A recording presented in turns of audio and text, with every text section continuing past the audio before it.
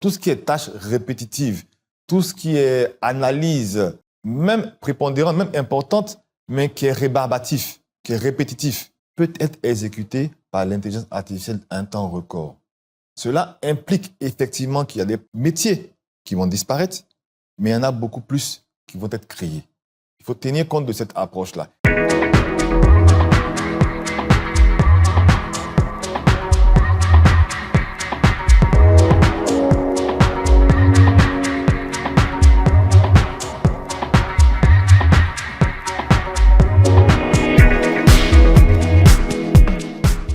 Bonjour à toutes et à tous. Bienvenue dans le premier numéro de Allô l'expert, une émission au cours de laquelle nous donnons la parole à une personne qui a une expertise avérée dans un domaine donné pour éclairer la lanterne des téléspectateurs sur un sujet donné. Aujourd'hui, force est de constater la croissance fulgurante d'un processus de représentation de l'intelligence humaine qui repose sur la création et l'application d'algorithmes exécutés dans un environnement informatique dynamique. Vous avez certainement compris de quoi il s'agit. C'est bien évidemment l'intelligence artificielle qui sera notre sujet du jour. Pour en parler, nous recevons sur ce plateau M. Marc Diarra-Souba. Il est expert en marketing digital et spécialiste en transformation numérique. Bonjour M. Marc Diarra-Souba. Bonjour. Certes, je vous ai présenté de façon brève, mais est-ce que vous pouvez vous présenter de façon exhaustive à nos téléspectateurs? Merci déjà pour l'invitation. Je suis M. Marc-Aurèle Diarra-Souba, directeur général de l'entreprise Tiniz. Tiniz qui intervient dans tout ce qui est production de solutions intelligentes pour les clients entreprises comme les clients, on va dire, grand public. Je suis expert en digitalisation. C'est-à-dire, aujourd'hui, vous l'avez défini dans votre introduction, le monde numérique est en ébullition. Et de plus en plus, des néologismes apparaissent, comme le phygital, qui est le croisement entre le physique et le digital. Donc, nous travaillons à pouvoir concilier ces deux mondes sur des supports que nous mettons à disposition pour nos clients. Qu'est-ce que c'est que l'intelligence artificielle? Définir l'intelligence artificielle de façon très simple, c'est la capacité pour une machine, comme un ordinateur, de pouvoir réagir comme un être humain. Quand je dis réagir, réfléchir, comprendre ou même résoudre un problème. De façon, on va dire, simple et triviale, voici comment on peut définir l'intelligence artificielle. D'un point de vue technique, l'intelligence artificielle s'appuie sur 3 domaines qu'il est bon de savoir. Le premier domaine, c'est la donnée. Donc, la donnée qui est mise à disposition. Le second, c'est l'algorithme qui permet de traiter cette donnée-là. Et le troisième volet, le troisième pan, c'est la puissance computationnelle, c'est-à-dire la capacité de compiler ou de pouvoir traiter l'information en fonction de la donnée entrée. Bon, parlant de son historique, est-ce que les téléspectateurs peuvent savoir d'où est partie cette idée d'intelligence artificielle? L'intelligence artificielle existe depuis 70 ans. Des experts américains, depuis 1950, ont travaillé déjà sur des mécanismes d'automatisation de certaines tâches au travers de certaines machines. Et je prends souvent l'exemple, on a tous utilisé Google pour faire des recherches. C'est une espèce d'intelligence artificielle. Lorsqu'on lance une requête sur Google, il part rechercher l'information sur les serveurs et il nous donne le contenu de la recherche. C'est une forme d'intelligence artificielle. Comme pour dire que l'intelligence artificielle n'est pas aussi nouveau. Mais on a eu pour ces 10 voire 5 dernières années une accélération avec des nouveaux outils qui permettent d'interagir un peu plus et d'avoir cette sensibilité, d'avoir l'impression qu'on parle à un homme, à un être humain. C'est ce qui a fait que depuis ces 5 dernières années, l'intelligence artificielle qui est entrée maintenant dans le domaine public, parce que n'oublions pas que l'armée américaine avait déjà des usages avec l'intelligence artificielle, mais aujourd'hui, on a un outil qui est adressé au grand public qui fait vraiment couler beaucoup d'encre et de salive. Pourquoi est-elle aussi importante? L'intelligence artificielle a une importance parce qu'elle s'intègre dans tous les volets ou tous les pans de la vie. Tout à l'heure, je l'ai défini en donnant un peu les 3 grandes composantes de l'intelligence artificielle. C'est la capacité pour une machine de pouvoir traiter de la donnée. Traiter de la donnée dans un délai très court et très rapide même, je dirais. Donc, une telle capacité, appliquée soit à l'enseignement, soit à la santé, soit à l'agriculture, soit au développement même d'un pays, peut faire la différence. OK. Mais les téléspectateurs ont besoin de savoir, est-ce que l'intelligence artificielle peut être intégrée à toutes sortes d'applications? En théorie, oui. En théorie, parce que il est bon de savoir que ces outils-là sont créés déjà pour accélérer une analyse ou un traitement, mais il est possible de l'intégrer à un système déjà existant. On va prendre, par exemple, une base de données d'un pays sur les actes de naissance, par exemple. La possibilité, pour une base de données d'actes de naissance, de sortir des métriques qui nous disent, sur l'année 2024 ou l'année 2023, combien d'enfants garçons sont nés dans telle région de la Côte d'Ivoire ou dans tout le pays en entier. Et fais-moi une statistique qui me donne la proportion de naissances par mois. On pourra définir éventuellement, hein, c'est des exemples que je donne, que tel mois de l'année est le mois où le taux de natalité atteint un pic. Et avec l'intelligence artificielle, mener des pistes de réflexion pour voir un peu qu'est-ce qui justifie ou motive ce pic-là. Donc, voici des interactions. Donc, je réponds directement pour dire oui, l'intelligence artificielle peut être intégrée à pas mal d'outils déjà existants pour encore plus d'efficacité dans son rendu. D'accord. Tout à l'heure, vous avez évoqué l'importance de l'IA et tous les avantages que cette révolution comporte. Par contre, il y a certaines personnes qui sont pas d'avis. Elles pensent que l'IA est là, représente un danger parce qu'elle va supprimer des emplois, elle va réduire la capacité de certaines personnes. Est-ce que vous comprenez leur réaction? C'est se voiler la face de croire que l'intelligence artificielle ne viendra pas supprimer des tâches. N'oublions pas que l'intelligence artificielle vient véritablement booster le traitement. Donc tout ce qui est tâches répétitives, tout ce qui est analyse, même prépondérante, même importante, mais qui est rébarbatif, qui est répétitif, peut être exécuté par l'intelligence artificielle un temps record. Cela implique effectivement qu'il y a des métiers qui vont disparaître, mais il y en a beaucoup plus qui vont être créés. Il faut tenir compte de cette approche-là. Et pour toutes ces personnes qui sont, je comprends l'inquiétude, hein, la peur, mais je me veux rassurant. L'intelligence artificielle est un outil avant tout.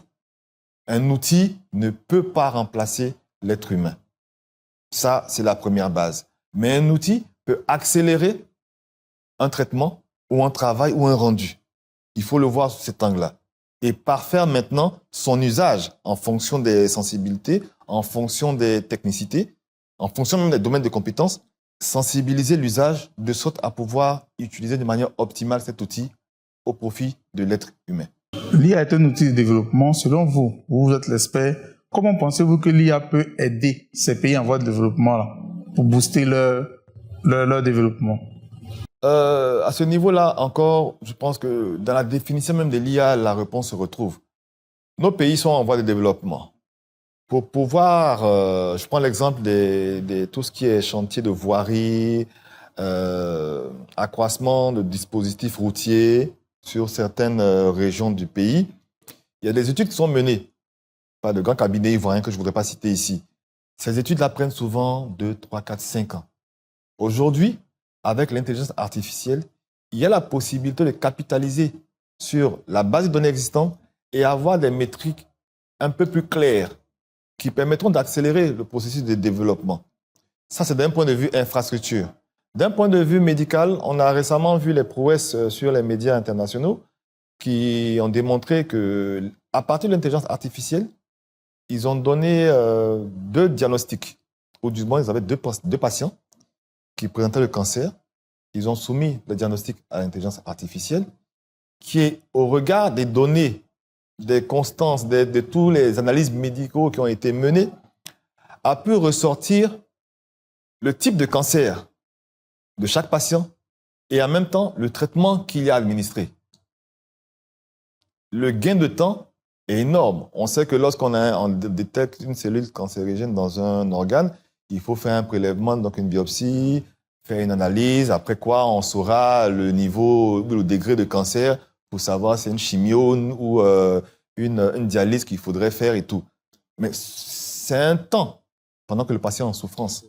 L'intelligence artificielle vient accélérer ce processus-là. C'est un avantage pour les pays. C'est un avantage inouï. Et encore plus pour nous, Africains, qui, pour une fois, avons la possibilité de prendre, certes, le train en marche, parce que ces outils sont très, très avancés en Occident, mais l'évolution est telle qu'aujourd'hui, nous avons la possibilité de prendre le train en marche et de bénéficier de tous les avantages de cet environnement-là que propose l'intelligence artificielle.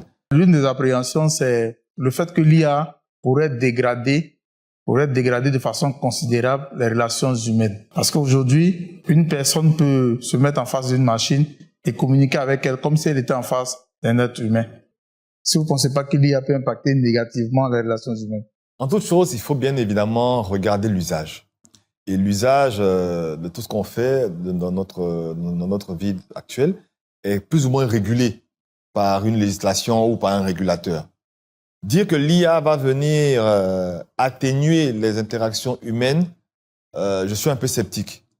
Parce que c'est un outil informatique, ne perdons pas de vue, qui est censé nous aider dans nos tâches professionnelles pour certains, et même nous aider dans notre vie de tous les jours. Pour moi, l'intelligence artificielle vient nous donner la possibilité de nous recréer vers d'autres habitudes que nous avons perdues avec l'évolution du temps, les activités, la société qui est en pleine expansion. Monsieur Derasouba, si vous avez des conseils à donner pour une utilisation efficiente de l'IA, quels seront ces conseils? C'est d'abord de connaître l'outil. L'outil le plus en vogue en ce moment, c'est ChatGPT. Tout le monde en parle, les détracteurs, les adeptes. Mais personne ne comprend, ne connaît comment l'outil, quelle est la vision qui est derrière l'outil. Donc, il faut d'abord connaître les différentes IA. Ce n'est pas le seul outil qui existe en termes d'intelligence artificielle. Il faut les connaître et en fonction du domaine où on veut les appliquer, il faut savoir les usages qui sont faits.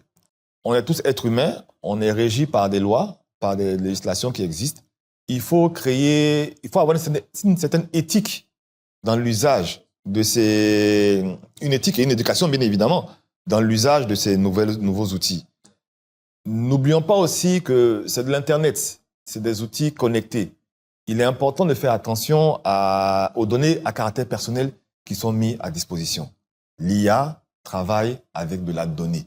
Donc, si les informations de M. Derasouba sont disponibles à profusion sur les réseaux ou sur un serveur, sans forme de protection, il est possible à l'IA de collecter ces informations. Dès lors, tout venant qui demandera des informations à l'intelligence artificielle pourra effectivement avoir des données sur mon état de santé, sur ma vie familiale ou sur bref, mes données privées.